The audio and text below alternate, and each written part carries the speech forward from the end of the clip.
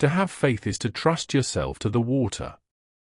When you swim, you don't grab hold of the water because if you do, you will sink and drown. Instead, you relax and you float. You are standing by a still lake at dawn.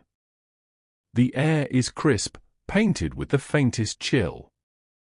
Mist curls lazily above the surface, and the water looks like a mirror that has never been broken. You reach down, dip your hand into it, and notice that no matter how much you stir, no matter how much you try to grasp it, the water slips effortlessly through your fingers. This is life, isn't it? For most of us, we go through our days clutching at things, reputations, plans, worries about what people think, as if our grip could keep the whole world in place. But the art of not caring, the secret whispered quietly by sages and poets, is not indifference. It is freedom. Not caring is not apathy. It is grace. It is not about shrugging and saying nothing matters. No, it is about dancing in such a way that the weight of the world no longer drags you to the floor. It is about meeting life with open hands instead of clenched fists. We are taught from childhood to care very, very much. Care about your grades. Care about your job.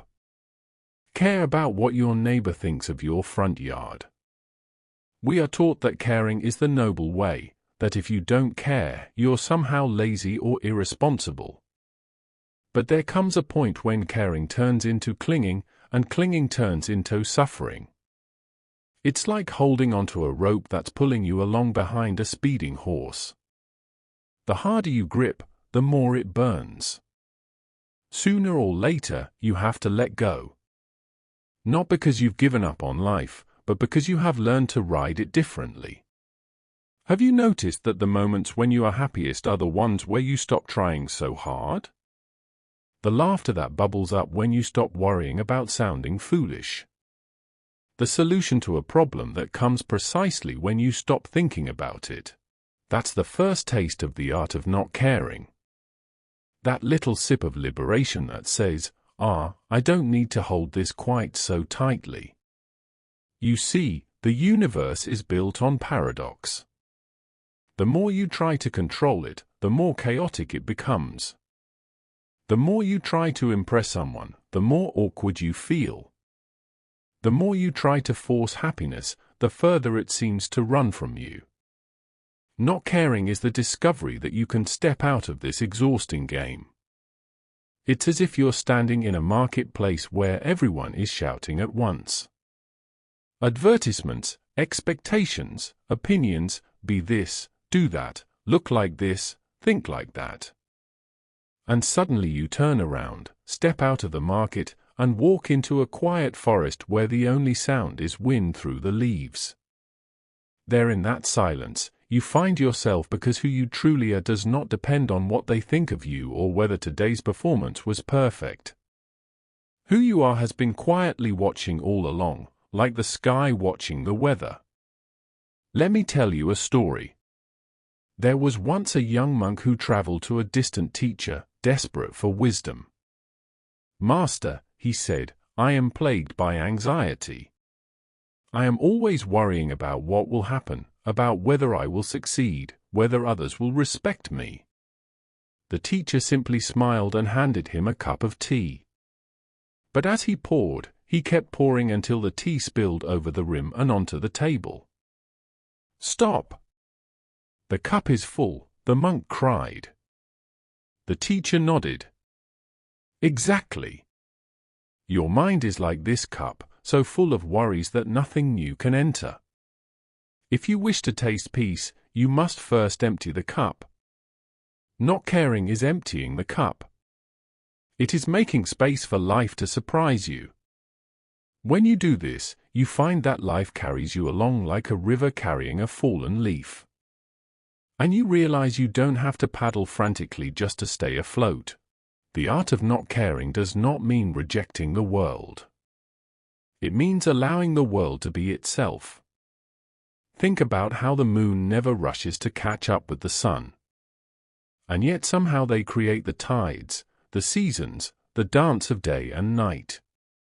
If the moon suddenly cared too much and tried to force its orbit, the harmony would be broken. Likewise, when you stop trying to control everyone and everything, you find a rhythm, not because you forced it, but because you allowed it to emerge. This is why sages throughout history have said in one way or another, do your work, then step back.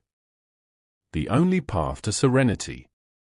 Because when you have done what you can do, when you have taken the step that is yours to take, you can release the outcome into the great unfolding of life.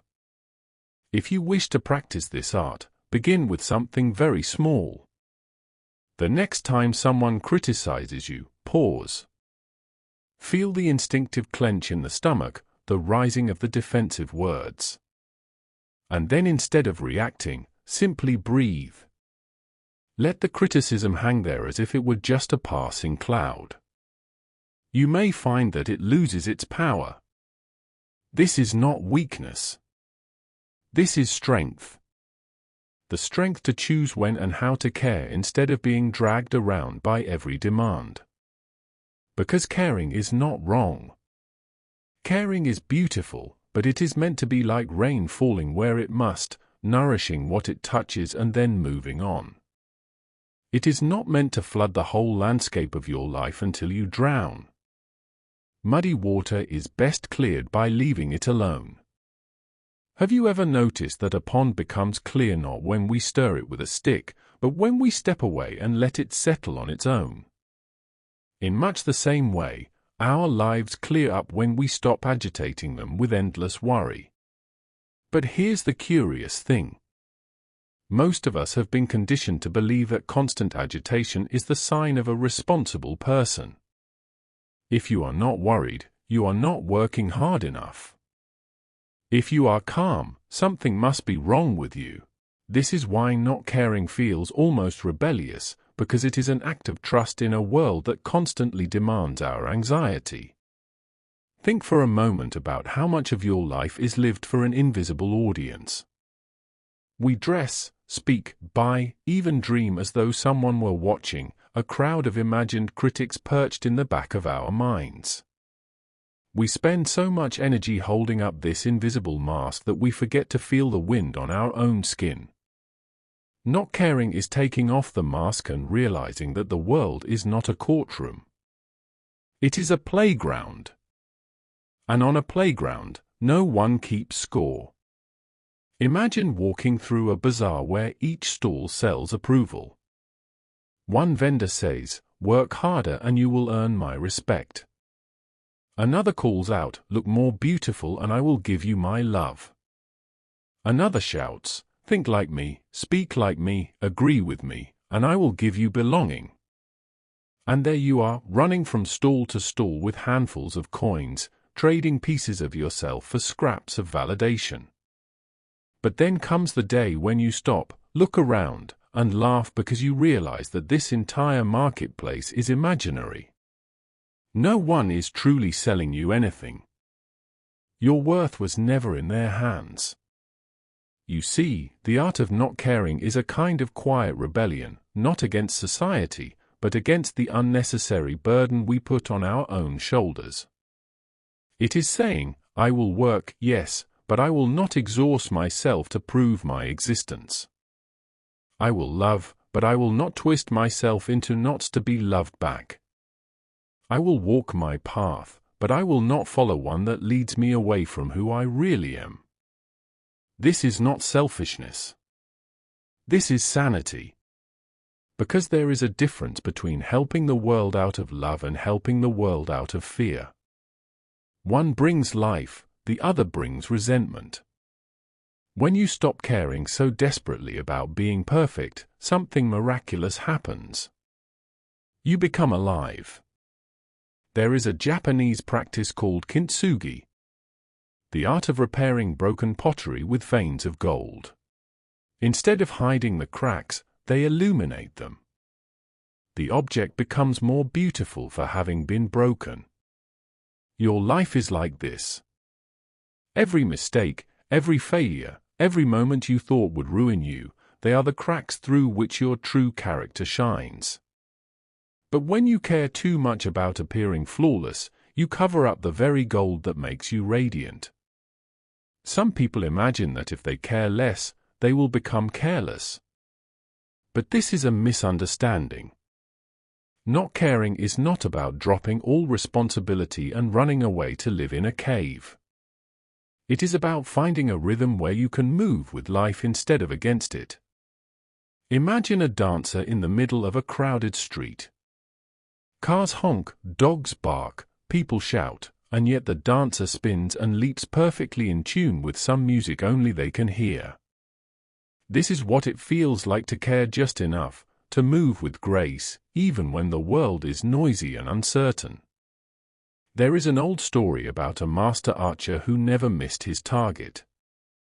His students asked him how he could be so precise. He smiled and said, "At first, I cared very much about hitting the target.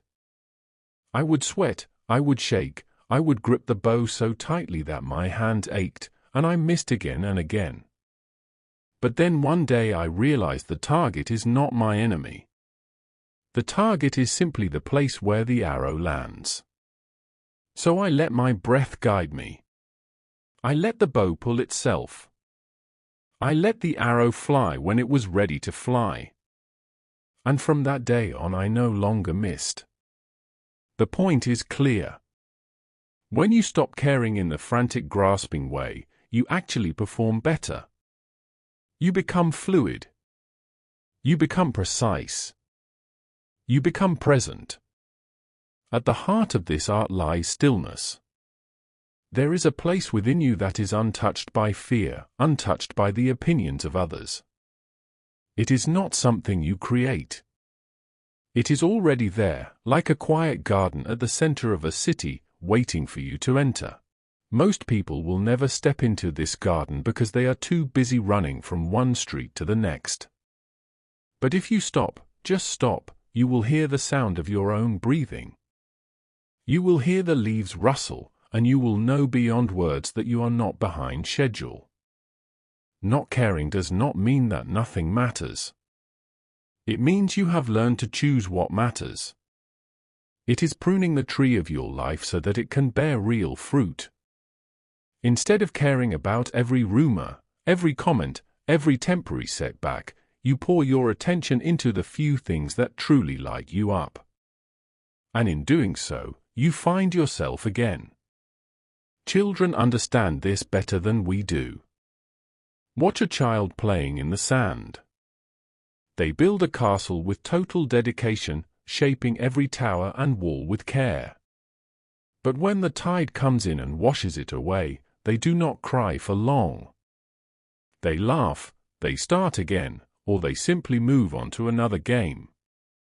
This is the essence of not caring, to create, to love, to engage fully with life, but to release it when it changes form, because nothing was ever yours to keep, only to enjoy.